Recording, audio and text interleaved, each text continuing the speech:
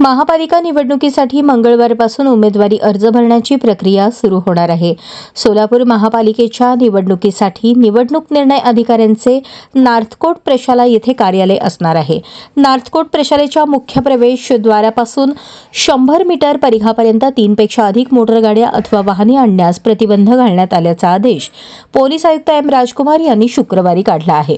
या आदेशात नामनिर्देशन भरणाऱ्या व्यक्तींसाठी आणि त्यांच्यासोबत येणाऱ्या व्यक्तींसाठी विविध प्रकारचे निर्बंध घातले आहेत. निवडणूक निर्णय अधिकाऱ्यांचे नॉर्थकोट प्रशाला येथे कार्यालय असेल, त्यामुळे नॉर्थकोट प्रशाला येथे मुख्य प्रवेशद्वारापासून 100 मीटर परिसरात 3 पेक्षा अधिक मोटरगाड्या अथवा वाहने आणण्यास प्रतिबंध घालण्यात आला आहे. पोलिसांनी ठरवून दिलेल्याच ठिकाणी गाड्या पार्क कराव्या लागतील.